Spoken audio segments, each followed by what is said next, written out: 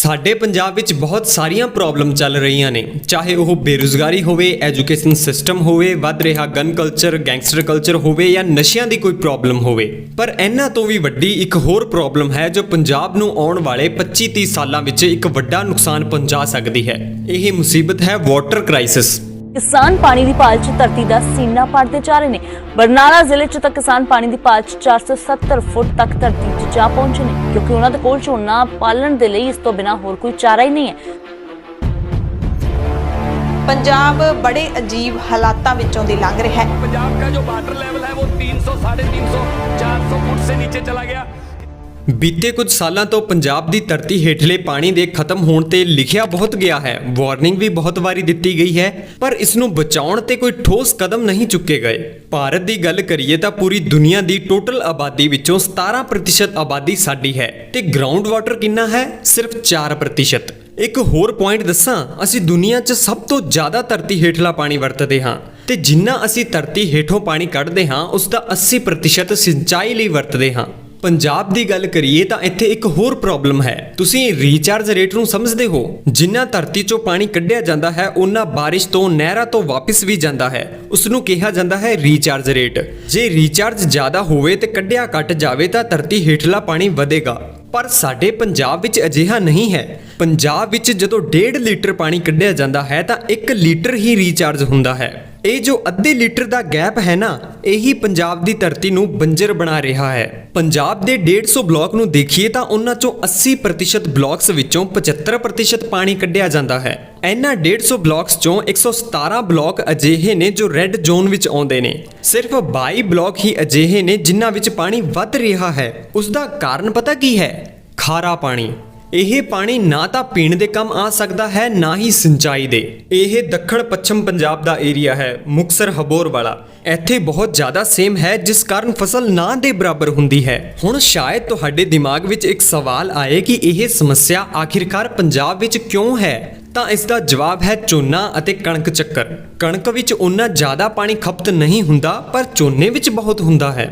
1 kilo ਚਾਵਲ ਪੈਦਾ ਕਰਨ ਲਈ 3000 ਲੀਟਰ ਪਾਣੀ ਦੀ ਜ਼ਰੂਰਤ ਪੈਂਦੀ ਹੈ। ਝੋਨੇ ਨੂੰ ਪਾਣੀ ਪੂਰਾ ਕਰਨ ਲਈ ਵਰਤਿਆ ਜਾਂਦਾ ਹੈ ਟਿਊਬਵੈੱਲ। ਪੰਜਾਬ ਵਿੱਚ 2000 ਤੇ 2001 ਵਿੱਚ 10.73 ਲੱਖ ਟਿਊਬਵੈੱਲ ਸਨ, ਜੋ 2018-19 ਵਿੱਚ ਵੱਧ ਕੇ 14.76 ਲੱਖ ਹੋ ਗਏ ਸਨ। ਇਹ ਗਿਣਤੀ ਹਰ ਸਾਲ ਵੱਧ ਜਾਂਦੀ ਹੈ।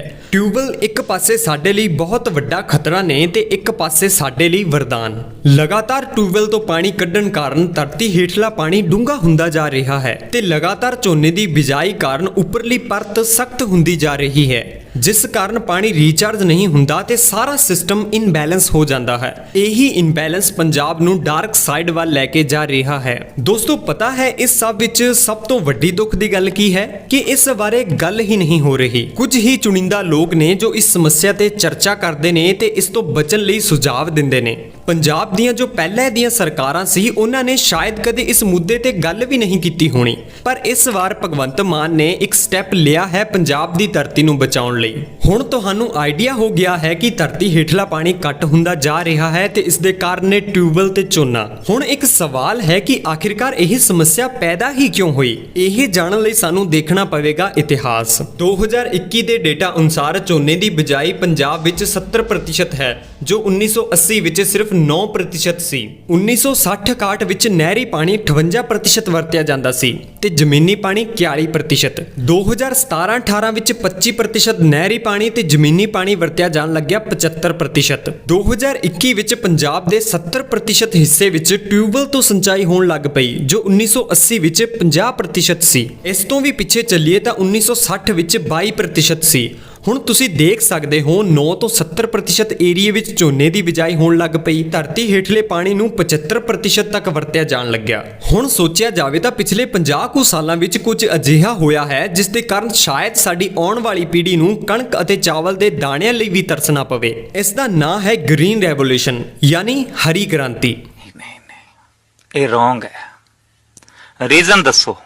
1960-65 ਤੱਕ ਦੇ ਭਾਰਤ ਨੂੰ ਦੇਖੀਏ ਤਾਂ ਸਾਡੇ ਕੋਲ ਇੰਨਾ ਅਨਾਜ ਨਹੀਂ ਸੀ ਕਿ ਅਸੀਂ ਦੇਸ਼ ਦੀ ਜ਼ਰੂਰਤ ਵੀ ਪੂਰੀ ਕਰ ਸਕੀਏ। ਪਰ ਹਰੀ ਕ੍ਰਾਂਤੀ ਤੋਂ ਬਾਅਦ ਸਾਡੇ ਕੋਲ ਇੰਨਾ ਅਨਾਜ ਪੈਦਾ ਹੋਣ ਲੱਗਾ ਕਿ ਅਸੀਂ ਦੂਜੇ ਦੇਸ਼ਾਂ ਨੂੰ ਐਕਸਪੋਰਟ ਤੱਕ ਕਰਨ ਲੱਗ ਪਏ। ਸਰਕਾਰ ਨੇ ਕਿਸਾਨਾਂ ਦੀ ਮਦਦ ਕੀਤੀ, ਰੇਹਾਂ ਸਪਰੇਹਾਂ ਦਿੱਤੀਆਂ, MSP ਦਿੱਤੀ। 1990 ਵਿੱਚ ਬਿਜਲੀ ਵੀ ਸਬਸਿਡੀ ਰੇਟ ਤੇ ਦਿੱਤੀ ਜਾਣ ਲੱਗੀ ਤੇ ਕਿਸਾਨਾਂ ਨੂੰ ਕਿਹਾ ਗਿਆ ਕਿ ਕਿਸਾਨੋ ਚੱਕ ਦੋ ਕੰਮ ਨੂੰ। ਸ਼ੁਰੂ ਵਿੱਚ ਤਾਂ ਇਹ ਸਿਸਟਮ ਹਰ ਕਿਸੇ ਲਈ ਠੀਕ ਸੀ, ਪਰ ਸਮੇਂ ਦੇ ਨਾਲ ਕਿਸਾਨ ਇਸ ਚੱਕਰਵਿਊਹ ਵਿੱਚ ਫਸਦਾ ਗਿਆ ਤੇ ਅੱਜ ਕਿਸਾਨ ਆਪਣੇ ਆਪ ਨੂੰ ਬੇਬਸ ਸਮਝਦਾ ਹੈ ਕਿਉਂਕਿ ਉਹ ਚਾਹ ਕੇ ਵੀ ਕੁਝ ਨਹੀਂ ਕਰ ਸਕਦਾ। ਸਰਕਾਰ ਨੇ ਮੋٹے-ਮੋٹے 3 ਕੰਮ ਕੀਤੇ। MSP ਦਿੱਤੀ ਚਾਵਲ ਅਤੇ ਕਣਕ ਤੇ, ਖਾਦ ਤੇ ਸਬਸਿਡੀ ਦਿੱਤੀ, ਟਿਊਬਲ ਚਲਾਉਣ ਤੇ ਜੋ ਬਿਜਲੀ ਖਰਚ ਹੁੰਦੀ ਹੈ ਉਸ ਉੱਪਰ ਸਬਸਿਡੀ ਦਿੱਤੀ। ਹੁਣ ਦੇਖੋ ਕਿਸਾਨ ਇਸ ਵਿੱਚ ਕਿਵੇਂ ਜਕੜਿਆ ਗਿਆ। ਸਰਕਾਰ ਨੇ ਕੁਝ ਹੀ ਫਸਲਾਂ ਤੇ MSP ਦਿੱਤੀ। ਜੇ ਰੇਟ ਵੱਧ ਹੋ ਗਿਆ ਤਾਂ ਤੁਹਾਡੇ ਭਾਗ, ਪਰ ਇੰਨੇ ਮਿਨੀਮਮ ਰੇਟ ਤੇ ਤਾਂ ਅਸੀਂ ਫਸਲ ਖਰੀਦ ਹੀ ਲਵਾਂਗੇ। ਨਾਲੇ ਇਹ ਗਰੰਟੀ ਵੀ ਲਿੱਤੀ ਕਿ ਤੁਹਾਡੀ ਫਸਲ ਅਸੀਂ ਖਰੀਦਾਂਗੇ, ਬਸ ਤੁਸੀਂ ਪੈਦਾਵਾਰ ਜ਼ਿਆਦਾ ਕਰੋ।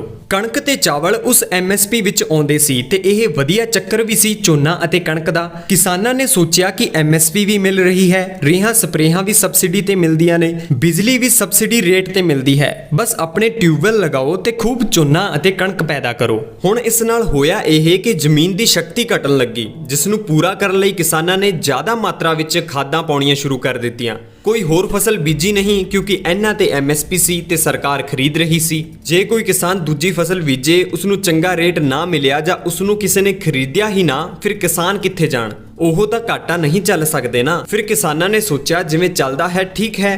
ਉਹਨਾਂ ਨੇ ਰਸਾਇਣਿਕ ਖਾਦਾਂ ਜ਼ਿਆਦਾ ਮਾਤਰਾ ਵਿੱਚ ਪਾਉਣੀਆਂ ਸ਼ੁਰੂ ਕਰ ਦਿੱਤੀਆਂ, ਜਿਸ ਨਾਲ ਜ਼ਮੀਨ ਦੀ ਸ਼ਕਤੀ ਘਟਦੀ ਗਈ।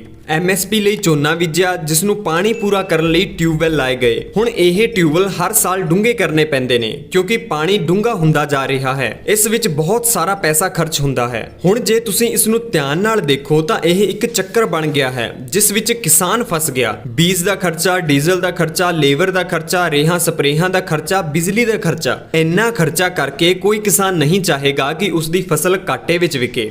ਹੁਣ ਕਿਸਾਨਾਂ ਨੂੰ ਵੀ ਪਤਾ ਹੈ ਕਿ ਮੇਰੀ ਜ਼ਮੀਨ ਖਰਾਬ ਹੁੰਦੀ ਜਾ ਰਹੀ ਹੈ। ਜੇ ਐਵੇਂ ਹੀ ਚੱਲਦਾ ਰਿਹਾ ਤਾਂ ਸ਼ਾਇਦ ਆਉਣ ਵਾਲੇ ਸਾਲਾਂ ਵਿੱਚ ਇੱਕ ਦਾਣਾ ਵੀ ਨਾ ਉੱਗੇ। ਪਰ ਕਿਸਾਨ ਇਸ ਚੱਕਰ ਵਿੱਚ ਫਸ ਗਏ ਨੇ, ਉਹ ਕਰਨ ਵੀ ਤਾਂ ਕੀ। ਹੁਣ ਤੁਸੀਂ ਇੰਨਾ ਤਾਂ ਜਾਣ ਲਿਆ ਹੈ ਕਿ ਪ੍ਰੋਬਲਮ ਕੀ ਹੈ। ਆਈਏ ਹੁਣ ਗੱਲ ਕਰਦੇ ਹਾਂ ਇਸ ਦੇ ਸੋਲੂਸ਼ਨ ਤੇ। ਦੋਸਤੋ, ਇਸ ਦਾ ਪਹਿਲਾ ਸੋਲੂਸ਼ਨ ਹੈ ਵੱਖ-ਵੱਖ ਫਸਲਾਂ ਬੀਜੀਆਂ ਜਾਣ, ਜਿਸ ਨਾਲ ਮਿੱਟੀ ਦੀ ਸ਼ਕਤੀ ਵੀ ਬਰਕਰਾਰ ਰਹੇ ਤੇ ਜ਼ਮੀਨ ਹੇਠਲਾ ਪਾਣੀ ਵੀ ਘੱਟ ਉਪਯੋਗ ਹੋਵੇ। ਹੁਣ ਇੱਕ ਸਵਾਲ ਹੈ ਕਿ ਆਖਿਰਕਾਰ ਇਹ ਪੋਸੀਬਲ ਕਿਵੇਂ ਹੈ? ਜੇ ਕਿਸੇ ਕਿਸਾਨ ਨੇ ਦੂਜੀ ਫਸਲ ਬੀਜ ਵੀ ਦਿੱਤੀ ਤਾਂ ਉਸ ਨੂੰ ਖਰੀਦੇਗਾ ਕੌਣ?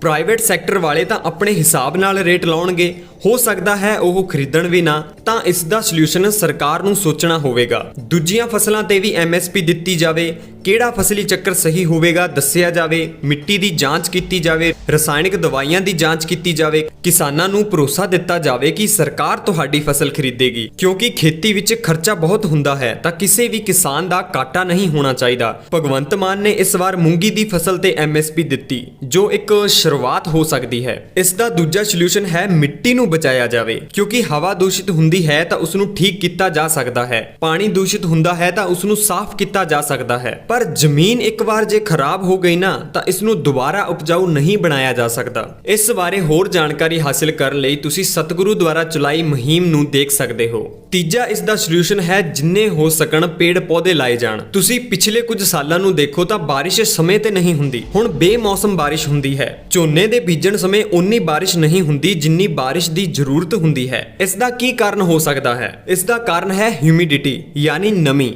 ਨਮੀ ਅਤੇ ਗਰਮੀ ਹਵਾ ਵਿੱਚ ਮਿਲ ਕੇ ਪ੍ਰੈਸ਼ਰ ਪੈਦਾ ਕਰਦੇ ਨੇ। ਜੋ ਮਾਨਸੂਨ ਹੁੰਦੀ ਹੈ ਉਹ ਹਮੇਸ਼ਾ ਲੋ ਪ੍ਰੈਸ਼ਰ ਵੱਲ ਟਰੈਵਲ ਕਰਦੀ ਹੈ, ਪਰ ਪੰਜਾਬ ਦੇ ਏਰੀਏ ਵਿੱਚ ਹਾਈ ਪ੍ਰੈਸ਼ਰ ਹੋਣ ਦੇ ਕਾਰਨ ਹਵਾ ਆਪਣਾ ਰੁਖ ਬਦਲ ਲੈਂਦੀ ਹੈ, ਜੋ ਵੱਡਾ ਕਾਰਨ ਹੈ ਪੰਜਾਬ ਵਿੱਚ ਸਮੇਂ ਤੇ ਮੀਂਹ ਨਾ ਪੈਣ ਦਾ। ਜੇ ਪੰਜਾਬ ਦੀ ਧਰਤੀ ਤੇ ਜ਼ਿਆਦਾ ਰੁੱਖ ਹੋਣਗੇ ਉਹ ਨਮੀ ਅਤੇ ਗਰਮੀ ਨੂੰ ਘੱਟ ਕਰਨਗੇ, ਰੁੱਖ ਭੂਖੁਰ ਨੂੰ ਵੀ ਰੋਕਣਗੇ ਅਤੇ ਧਰਤੀ ਹੇਠਲੇ ਪਾਣੀ ਦੇ ਲੈਵਲ ਨੂੰ ਵੀ ਉੱਚਾ ਕਰਨਗੇ, ਜਿਸ ਦਾ ਸਿੱਧਾ ਫਾਇਦਾ ਇਨਸਾਨੀਅਤ ਨੂੰ ਹੋਵੇਗਾ। ਪਰ ਅਸੀਂ ਖੇਤਾਂ ਵਿੱਚੋਂ ਲਗਭਗ ਸਾਰੇ ਦਰਖਤ ਪੱਟ ਦਿੱਤੇ ਕਿਉਂਕਿ ਦਰਖਤਾਂ ਹੇਠਾਂ ਫਸਲ ਘੱਟ ਹੁੰਦੀ ਹੈ। ਅਸੀਂ ਦਰਖਤ ਕੱਟ ਕੇ ਪਿੰਡ ਬਣਾ ਲਏ, ਸ਼ਹਿਰ ਬਣਾ ਲਏ, ਫੈਕਟਰੀਆਂ ਬਣਾ ਲਈਆਂ, ਹੋਟਲ ਬਣਾ ਲਏ। ਇੱਕ ਫਾਇਦੇ ਨੂੰ ਦੇਖ ਕੇ ਅਸੀਂ ਬਾਕੀ ਸਾਰੇ ਫਾਇਦਿਆਂ ਨੂੰ ਨਜ਼ਰਅੰਦਾਜ਼ ਕਰ ਦਿੱਤਾ। ਅੱਜ ਪੰਜਾਬ ਵਿੱਚ 3.67% ਹੀ ਗ੍ਰੀਨ ਕਵਰ ਏਰੀਆ ਹੈ, ਜੋ 30% ਤੋਂ ਉੱਤੇ ਹੋਣਾ ਲਾਜ਼ਮੀ ਹੈ। ਹੁਣ ਫਰਕ ਤੁਸੀਂ ਆਪ ਹੀ ਦੇਖ ਸਕਦੇ ਹੋ। ਪੰਜਾਬ ਨੂੰ ਜੇ ਬਚਾਉਣਾ ਹੈ ਤਾਂ ਪਹਿਲਾਂ ਮਿੱਟੀ ਨੂੰ ਬਚਾਉਣਾ ਜ਼ਰੂਰੀ ਹੈ। ਦੋਸਤੋ, ਉਮੀਦ ਹੈ ਇਹ ਵੀਡੀਓ ਤੁਹਾਨੂੰ ਪਸੰਦ ਆਈ ਹੋਵੇਗੀ। ਮਿਲਦੇ ਹਾਂ ਕਿਸੇ ਨਵੀਂ ਵੀਡੀਓ ਦੇ ਨਾਲ। ਸਤਿ ਸ੍ਰੀ ਅਕਾਲ।